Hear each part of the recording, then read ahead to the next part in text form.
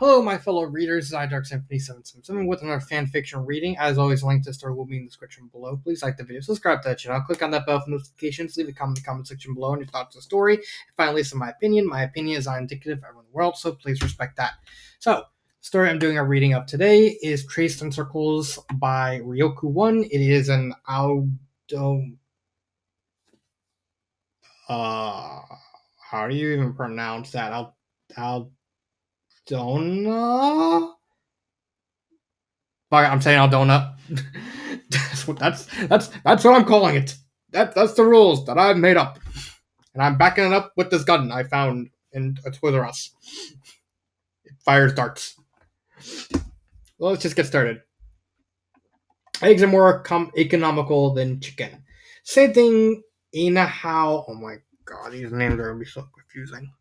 Okay, it was the same thing Ina Howe said almost every Christmas Eve before she went to work. He'd stand in the entranceway as she put on her shoes and tell her the same thing. This time he was wearing that obnoxious orange sweater she'd given him years ago as a gag, and was looking at her in a way that was meant to be compelling. She slipped on her boots, zipped up her jacket, and reached for her purse on the lift end table. She turned around to meet him with a warm smile. She hadn't noticed it before, but there was a purple scarf in his hand, and with precision, he looped it snugly around her neck. She distinctly remembered seeing Yuki do the same thing to Inahao when he was young. The exact same shifting of fingers, the exact same twirl of fabric, the exact same double checking to make sure they was snug. Sometimes these things hit her, and sometimes they passed without her even noticing. Inko leaned up and pecked him on the wait. What is it? Wait. Okay. So the guy's name is Ina. Okay. I got confused for a second there. Inko leaned up and picked him on the lips. Nothing grand or even romantic. Just honest affection that didn't need to be restated. He leaned in for expectantly nonetheless. Fried chicken for Christmas is tradition. Inahao didn't frown at her comment, but she could see the displeasure in his eyes. Somehow it was easier to read now that there was only one to look at. She could focus on it, notice all the nuances. She wondered sometimes if it bothered him, or if he liked being understood just a little bit more. It probably helped that she didn't blush and felt like a schoolgirl every time she looked at him, but that was a minor detail. She reached up and poked his cheek lightly. His eyes twitched ever so slightly toward the offending finger, before focusing on her face again. I'll be home early. We'll go shopping together. Inko twirled on her feet and crossed in the small entryway. She could hear the winds whistling outside and knew that it would be cold all day. She hoped that the wind would die down before the evening, though. Getting Inaha out of the house in the cold was hard enough. Getting him out of the cold when it was windy was almost impossible.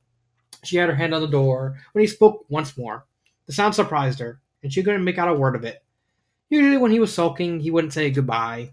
Inko turned around, her eyebrows creasing together. What? His eyes seemed to be looking at her, but she knew Inaha well enough to know that it was focused squarely on the door behind her. It's like 1:30 in the morning for me, and I'm trying to fix my Dink schedule. Let me just give me a second. Okay, so that she would be thinking, so that she would think he was looking at her when he really wasn't. He did that sometimes when he was thinking of other things, but didn't want her to get mad because he wasn't paying attention to her.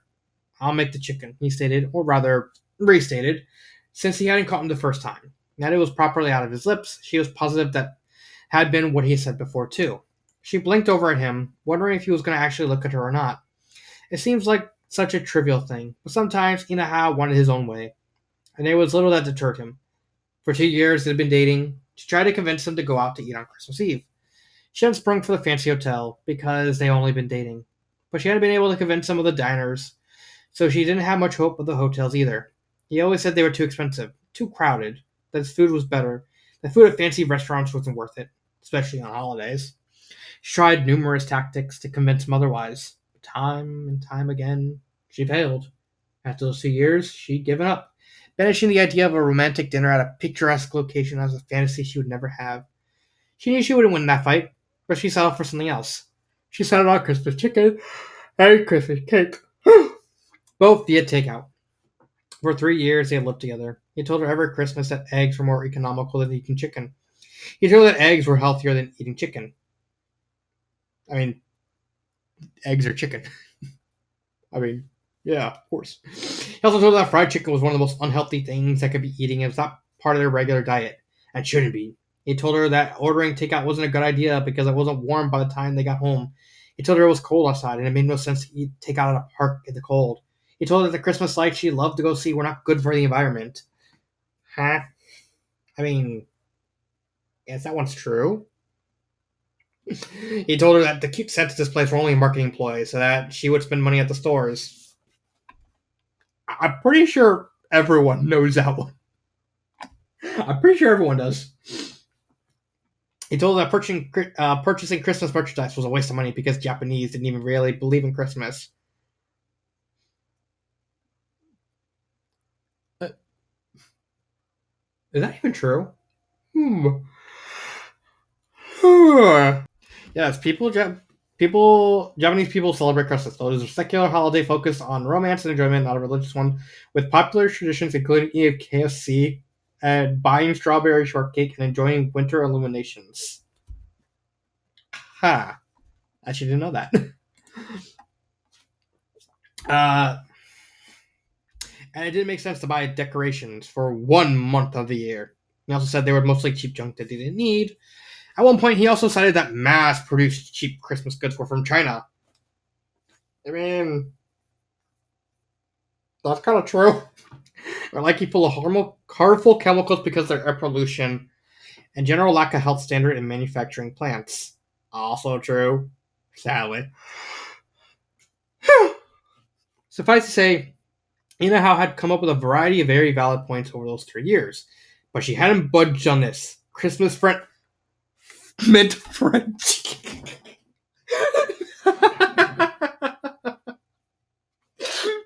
I'm sorry.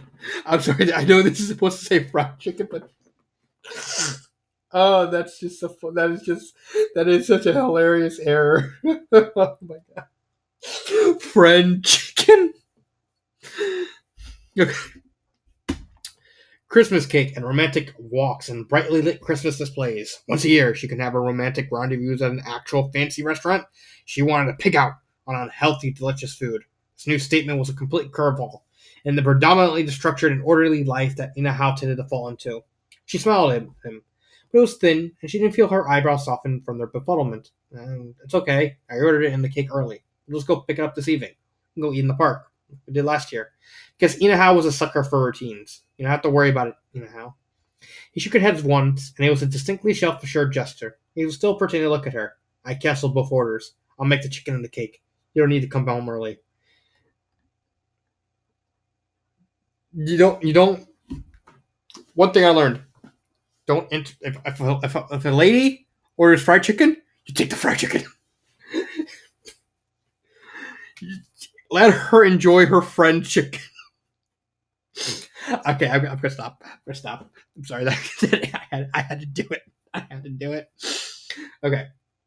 She was torn between being touched at him personally, wanting to participate in the Christmas, and annoyed that he'd gone ahead and done whatever he wanted without even asking her. He knew this was her holiday, and she knew he didn't like it. Besides, she'd been looking forward to that cake. The two of them stood in silence for a few moments. She was looking at she looking at his one eye, not sure how she was looking at him, and he definitely not looking at her. I don't want chicken katsu, was what she finally said. After a long silence between them, his eye twitched. I don't want cabbage. Only so soup. Rice and vegetables, Inahao. She cut him off and tried to make her face as smooth and calm as possible. I don't want chicken katsu. I want fattening, deep fried chicken legs, thighs, wings, and breast, and potatoes. Potatoes too. He still wasn't looking at her. The rice is good. We can keep that, she conceded. He probably knew he wouldn't outright win this one, so he caught her as she was leaving. The slight downturn of his mouth was enough to prove that he had hoped she just conceded without getting the details. Rice, potatoes, and he let out a small, breathy sound. Probably sounded like nothing to other people, but to her, it was a definite huff. Deep fried, unhealthy chicken. She slowly nodded twice. I ordered an ice cream cake from Baskin Robbins. Had a cute little Snoopy cape topper. He was in a sad outfit. She had two others in her bedroom. One of Snoopy pretending to be a Christmas tree, holding a little star above his head. Another with him dressed like a snowman, ready to throw a snowball at Woodstock. She was looking forward to adding the new one to the other two. His eye twitched again. Strawberry shortcake? No, chocolate. Just kidding. Now that was an interesting answer because Inko could tell a concession when she heard one. Strawberries were out of season. They were expensive. It would be more like him to go for a cake using oranges because they were more in season. It wasn't Baskin Robbins ice cream cake with Snoopy on top, but it wasn't cheap. It wasn't a cheap option either. I mean, it's Baskin Robbins. It's pretty expensive. It's usually good, and they're really good at making ice cream cakes. Fun fact: if you want a good ice cream cake, Baskin Robbins. She wanted that Snoopy. She just wants the Snoopy. She doesn't even care about the cake. She just wants the Snoopy. But again, it's Snoopy. But maybe she'd get one for her birthday instead. It wouldn't match the Christmas theme. But if this was new, she needed to start getting them some other way. She nodded again, this time more firmly. She would enjoy a strawberry shortcake. It was only then that she realized she kept her hand firmly planted on the door the whole conversation. She was also probably late, but she'd worry about that once she was out, cold, rushing to and fro. She let go of the doorknob and walked back towards him. Now he was looking at her. She poked his cheek again, and his eye twitched towards it. While he was looking away, she swooped in and kissed him. When she pulled back out, he blinked at her. Deep-fried, fattening, unhealthy chicken, she stated firmly, making a point of pausing after every word for emphasis. He didn't know she meant business. He nodded once. Legs, wings, breast, thighs. No, butterfly. He leaned in and kissed her in confirmation. It was a straight answer, but it would do. She smiled at him as he reached down to adjust her scarf. She turned to leave and offered him a quick "I'm leaving" over her shoulder. He gave her a soft "have a safe trip" in response. The house usually smelled amazing when she got home. All this time it smelled downright heavenly. It was already wonderful to be out in the cold, but she could hear the chicken sizzling from the kitchen, and her mouth was starting to water. All Inko really wanted to do was rush into the house and peer into the kitchen to see if there was any chicken already out of the oil, ready to be consumed. The thought was highly appetizing, but instead she quickly took off her boots, let them in the entryway. As she did, she noticed a familiar pair of shoes next to her own. It was only then that she recognized the soft sound of chatter coming from the kitchen. "I'm home," she called as she busied herself with unzipping her coat, placing on the hook where it was meant to go. She then placed her scarf on the end of the table next to her purse and wandered inside. A quiet "welcome home" answered her as she entered the kitchen to two Kaizukas hovering over the stove. Yuki's hair pulled back into a high ponytail, and she looked at the sizzling meat as if it was a great entrance. Inaha, on the other hand, looked at the meat as if it was personally offended him. I likely had. When she stepped into the kitchen, Yuki looked up and smiled at her, waving a hand in greeting and smiling. "Don't mind me," now said he made too much, and asked if I wanted any. Once he's finished, I'll just take some beyond my way. Inko had a feeling the actual story was that Yuki wanted visual proof that Inaha was committing such an unhealthy culinary sin for future blackmail. Maybe. The Kaizukas were odd, and since she didn't have any siblings, she couldn't really tell if they were normal for siblings or not. Nina said they were odd, but certainly she wasn't an expert either. Regardless of the actual motive, Yuki's eyes were now squarely back on the chicken, and it sizzled in the grease. Inaha had not looked up from it. His gaze was more intense than she had anticipated. In his day-to-day life, he didn't seem to have much to be contemptuous about. Perhaps the fried chicken was playing some antagonistic role to his otherwise carefully laid plans. It's like, "I will have one of these food, though you won't." I'm sorry. I'm like Salem Saberhagen. I'm just an asshole.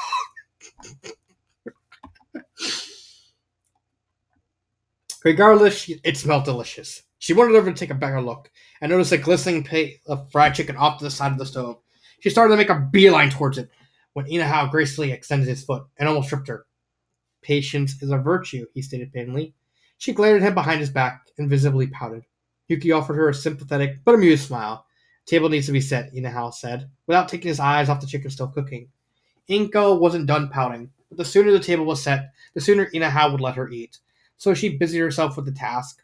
While she was doing that, she heard Inaha telling Yuki to get the rice out of the rice cooker. Inko looked over to see that Yuki took the command in stride. Doing just what he asked, Inko rolled her eyes.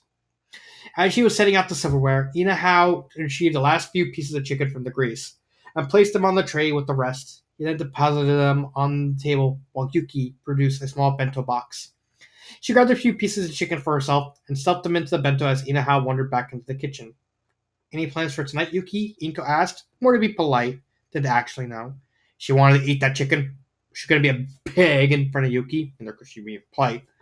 Yuki smiled and scratched her cheek for a second. Maybe, stated, looking at the little bento box of fried chicken. Inko looked over at Inahao as she busied herself with something in the kitchen. Before looking at Yuki, take some more, Inko offered. She found she meant it. You can't eat all that. Yuki sort of laughed and helped herself to a few more pieces. Then Inahao swooped in and grabbed the bento from her before disappearing back into the kitchen again. Both of them just let him go, watching him for a few seconds before turning back to each other. You're in for a treat, Yuki said, the smile on her face reaching her eyes this time. It's like a few tastes while on the bad side, she whispered. Then faded a dramatic sort of swoon. Inko smiled back. If it's as good as it smells, hope he really did make too much. They both chuckled at that, as Inahao emerged from the kitchen, a bento box in one hand and another box in the other. The bento was now wrapped in a little fabric bag that went in it, and Inahao handed it to his older sister, along with the other box. Yuki took both, her eyes almost glowing. Thanks now, she said, holding the box to her chest, and letting the bento dangle from her fingers. Inahao nodded once, and the two siblings started walking toward the door. Over her shoulder, Yuki waved goodbye to Inko. Wishing her a Merry Christmas, they disappeared into the entranceway, where she could no longer see them. Then it was just her, with glistening, mouth-watering chicken in front of her. Despite her base instincts, Inako waited, trying to listen in on the soft chatter from the entranceway, but she couldn't make it out. She wondered if Inahao was adjusting Yuki's scarf. She did hear the soft opening and closing of the door. Then a few moments later, Inahao padded back over towards her. He did a detour into the kitchen to bring out potatoes before taking a seat. For the first time since she got home that day, he turned to look at her. She smiled and offered him a heartfelt thank you for the meal before she started serving herself. His Merry Christmas was nice, but the chicken was nicer. I had some good fried chicken right there. After they'd eaten their fill, Inahao busied himself with putting things away. He really had made far too much chicken, but she eyed him nonetheless as he put it in a plastic container and placed in the fridge. She wanted leftovers later. She'd gotten into the habit of getting a really big size at KFC. Except they have leftovers for days, but every year she'd been thwarted. Somehow Inafal found a way to get rid of it before she could stuff herself a second time. This prompted her to get the larger servings, but it never seemed to help. It was meant to be as a hint that she wanted chicken for a few days for Christmas Eve. He never took it, or he simply ignored it. She hoped there wouldn't be a repeat this year, since he made the chicken himself, but she couldn't be sure. She had to keep a close eye on him. Once the chicken and other fruit was put away, Inahao emerged from the kitchen with a beautiful strawberry shortcake in hand. It looked professional, which was not surprising since Inahao had made it. He enjoyed bringing an air of precision to most aspects of his life, which often made whatever he did very good quality. Food was no exception. The cake was white, as a Christmas cake should be, with little strawberries lined up all around it. He even cut them up a little bit, since they looked like little red Christmas trees, and had sprinkled powdered sugar on top to imitate snow. She hadn't noticed the cake before, because she only had eyes for the chicken, but now that it was within her sights, she had a hard time looking away from it. Inahao placed it in front of her with little fanfare, and she saw that in red icing he spelt out Merry Christmas on the top. The powdered sugar lightly sprinkled over the message. She never really baked cakes before. She wondered if it had been hard to do. Inahao made most things seem deceptively simple, when they really weren't. Inahao took his seat, and she could see his hand go to the large knife on the table. In lightning speed, she reached for her phone, nestled in her pocket, and whipped it out. Picture first, she said quickly because it was a sort of tradition, and it would be a shame to not get the picture of the beautiful cake before Inahao could cut it. He paused and did the little puff of air, which meant he was really sighing at her dramatically. Ingo didn't care. She carefully angled the cake so that she could take a picture of Inahao with the confection. In the true spirit of the season, Inahao raised a large knife for the picture to be taken. She giggled at it, thinking that probably Nina would giggle and say he looked like a serial killer with a huge knife like that and no smile in sight. That didn't matter though. Inko thought it was a good image, and she took her picture as fast as she could. Inahao then wasted no time in dividing up the cake into perfectly symmetrical pieces and giving her one. His eyes twitched when she took a picture of that too. The wind from the morning had died down, which meant that even though it was cold, they were going to go there on their yearly Christmas walk. It wasn't much, just a nice walk down the lane to the local department store to see the light displays, but it was tradition, and she loved it. In the cold, Inahao always snuggled up to her, since she was always so warm. Winter was the one time of the year that he regularly clung to her, and she wouldn't deny loving it. They held hands regularly, but it was only in winter that he practically hung off her, for warmth, of course. On the way, she talked about work, and he pretended to listen to her. Inahao oddly didn't have a huge tolerance for the monotony. That was her life work, He had a little concern about the relationship she had with her coworkers. Despite that, he sometimes surprised her with random questions and insights that proved he was really paying attention. She wasn't sure what he did listen to her and what he didn't, but it felt nice to talk to him nonetheless. Inko asked him about his day, and he blandly answered that he had a conference call with some UFE representatives that was exceptionally droll, and that Yuki had spent most of the afternoon with him in the kitchen. She told him it sounded like a nice day, which for how it probably was. She secretly found it highly amusing that he thought her work choices were droll, and she quietly felt the same about his. She decided not to ask anything about Yuki. She had a feeling Inaha wouldn't tell her, even if she asked. When they arrived at the local department stores, Inko forced a faster pace. Inaha usually didn't move very fast. He was a deliberate, methodical kind of person, and that was doubly true in the cold, unless he was going somewhere warm. If she let him, he would trudge all the way to the display and then dash back home as soon as he could. It was Christmas Eve, and he could handle all this once a year. They found themselves surrounded by glittering lights and the meshed bodies of the other couples. As if they held hands and looked at the ornate displays, she felt normal, like they were just two young adults enjoying Christmas together. Like me and Kristen, like me and Star. Sorry, I got distracted for a second. I don't know who you're talking about. Sorry. It went without saying that all the couples were at the right age to have lost loved ones in the war, and that some of them were probably also veterans. There might even be someone as disfigured as scarred as Inato. The war hadn't been easy on anyone. Even years and years later, none of them would escape those realities. It was strange to think that was normal now, but that's what happened when worlds went at war. Normal was a relative definition. Looking at the glistening, twinkling lights, it made her feel young again. It felt like war hadn't happened. It was as if it was some strange dream she thought up one night, and that this was reality. This was the waking up. And it was good to be away from that nightmare. But that was only wishful thinking. A reality was this single moment of glittering lights and couples who had come together despite all their blemishes, despite all their losses. This was the world they fought for. This was their hard-won peace, warts and all. Her life wasn't perfect, but she grown to learn the importance of being thankful for one more year. Even if she only just missed work to the same offense and did the same things over and over again, Christmas was a ritual. It was going to see lights with her parents and now with Inahao. She only missed a few in her lifetime. She felt the chill on her cheek and warmth on her side. They weren't in Russia, and she had a lot to be thankful for. So that is Traced in Circles. I think it's pretty sweet. The fact that it only has 4 reviews is kind of criminal. I think the story is good. It's a good, solid story. It has the friend chicken, which is the only issue with the story. But even then, at this point, I wouldn't even say change. I wouldn't even fix it because it's just funny. But I would give this a 4 out of 5. It's good overall, solid. Nothing spectacular, but it's still good nonetheless. So this has been Dark Symphony 777. I will see you next time. And cut.